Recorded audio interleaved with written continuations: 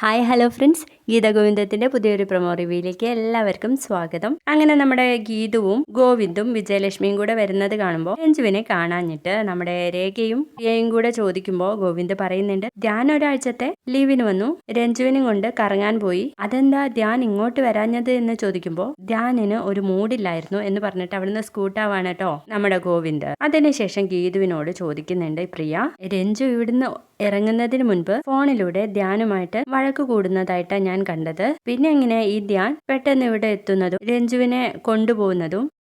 എന്തിനാ ഗീതു ചേച്ചി ഇങ്ങനെ കള്ളം പറയുന്നതെന്ന് ചോദിക്കാണ്. അപ്പോ ഗീതു ഒന്നും മിണ്ടുന്നില്ല. അതിനുശേഷം പ്രമോയിൽ കാണിച്ചിരുന്നത് നമ്മുടെ പ്രിയ ഭയങ്കരമായിട്ട് കരഞ്ഞിട്ട് രേഖയോട് പറയുന്നുണ്ട്, പണ്ടായിരുന്നെങ്കിൽ ഏട്ടനോട് ഇതൊക്കെ ഞാൻ തിരിച്ചു ചോദിക്കായിരുന്നു. ഇപ്പൊ ഗീതു ചേച്ചിയെ ഓർത്താ ഞാനൊന്നും ചോദിക്കാത്തതെന്ന് പറഞ്ഞിട്ട് കരയുന്നൊക്കെ ഉണ്ട്. അത് എന്തിനാന്ന് എനിക്ക് മനസ്സിലായിട്ടില്ല.